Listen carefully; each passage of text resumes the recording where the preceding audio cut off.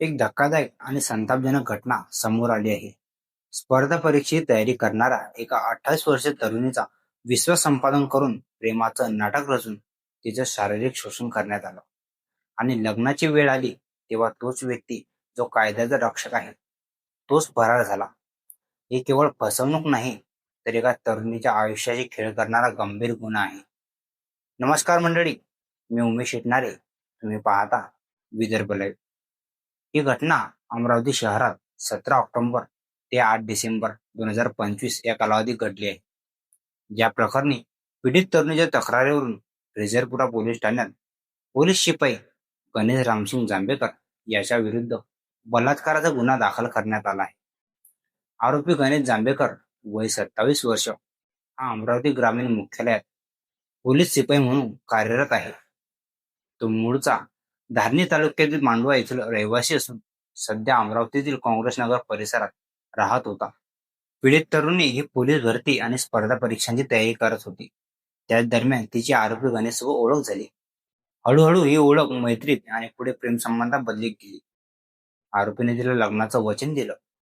17 October रोजी तो तिला शॉपिंगसाठी घेऊन गेला आणि आपण लवकरच लग्न करणार आहोत असे सांगत स्वतःच्या खोलीत तिच्याशी शारीरिक संबंध ठेवण्याचा प्रयत्न केला.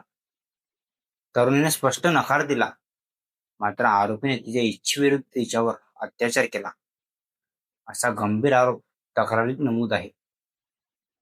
1 नोव्हेंबर रोजी आरोपीने पुन्हा शारीरिक संबंधाची मागणी केली. नकार दिल्यावर त्याने तरुणीला मारहाण केली. त्यानंतरही लग्नाचे आश्वासन देत तो तिची दिशाभूल करत राहिला. फिर्यादी तरुणीने कोर्ट मॅरेजसाठी अर्ज केला होता.